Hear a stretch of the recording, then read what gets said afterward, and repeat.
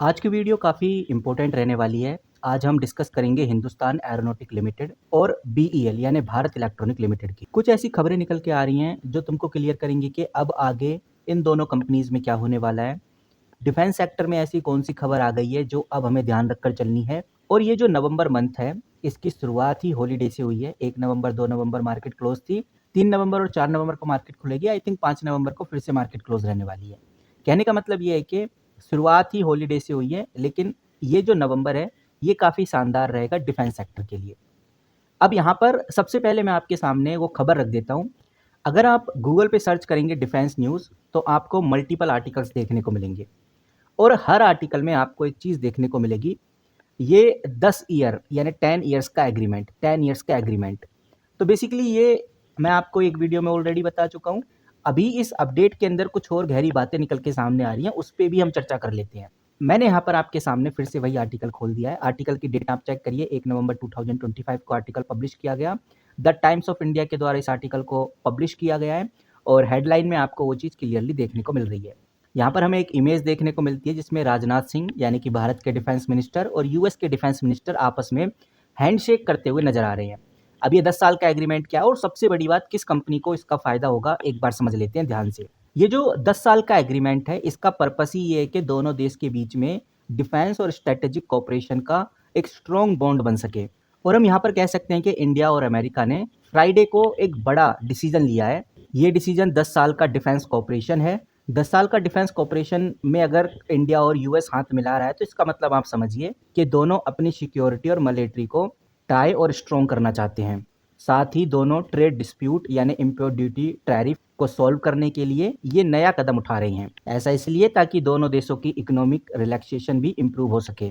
भारत की और यूएस की आर्मी, नेवी और एयरफोर्स सब ब्रांचेस के बीच में अच्छा खासा कोऑर्डिनेशन बढ़ाया जाएगा ताकि दोनों कंट्रीज की जो फोर्स है वो एक साथ इफिशिएंट काम कर सके। और यहाँ पर हमें ये चीज़ देखने को मिल रही है, ये कोऑपरेशन जमीन के ऊपर, हवा में यानी एयर में, समुंदर में, स्पेस में, साइबर स्पेस में, सब डोमेन में इसको कंप्लीट किया जाएगा। अब यहाँ पर ये वाली हेडलाइन आप पढ़ेंगे तो आपको समझ में आएगा कि जो टाइम्स ऑफ इंडिया के ऑफिशियल्स हैं, इनको बताया गया है कि इस नई डील का पर्पस है पार्टनरशिप को रीसेलिब्रेट करना, मतलब कि दोबारा बैलेंस और एडजस्ट करना, ताकि ये पार्टनरशिप आज के नए सिक्योरिटी चैलेंजेस और प्रायोरिटाइज के हिसाब से इसको फिट बैठाया जाए। जैसे कुछ इमर्जिंग सिक्योरिटी चैलेंजेस भी हैं, इसके ऊपर भी बात की गई है।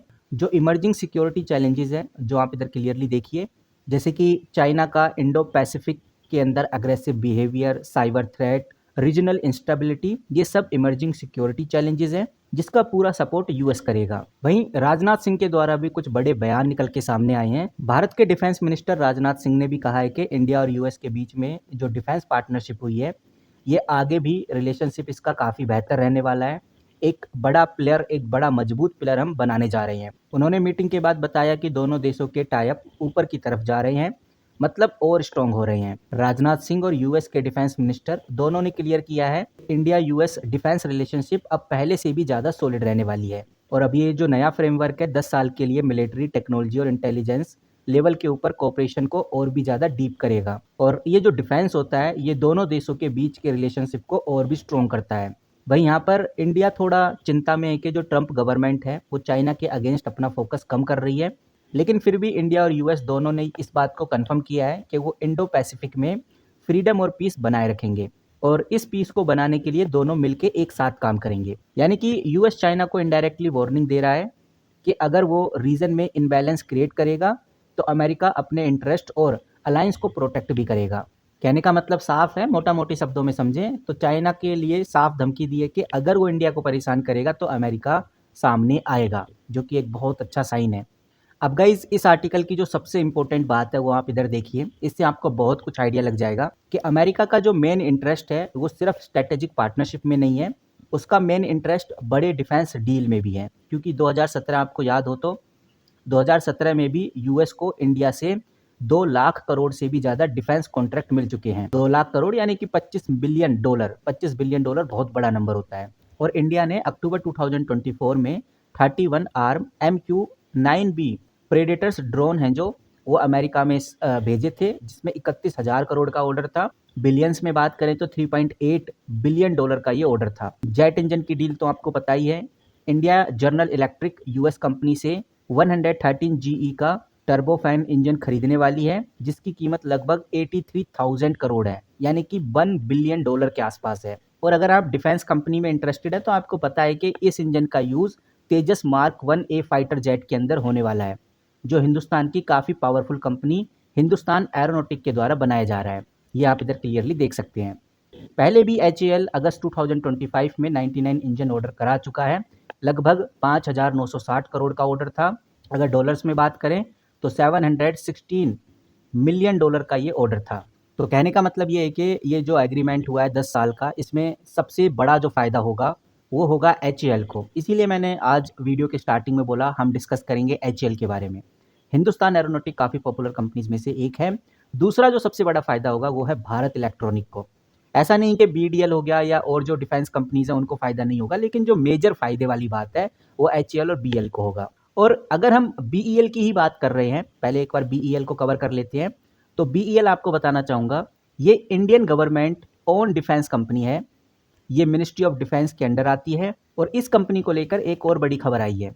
मल्टीपल आर्टिकल्स में से एक आर्टिकल आपके सामने रख रहा हूँ, ये आप इधर देखिए। ये आर्टिकल पब्लिश किया गया, आप डेट चेकआउट कर सकते हैं 2 नवंबर 2025 को।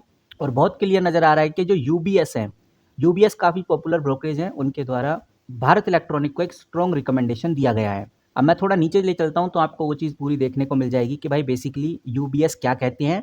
यूबीएस को ये लगता है कि भाई जो बीईएल है फ्यूचर में अच्छा ग्रोथ करेगा, एक अच्छी कंपनी है। पहले यूबीएस ने बोला था कि भाई ये 280 तक जा सकता है, अब वो कह रहे हैं कि 350 तक ये जाने वाला है।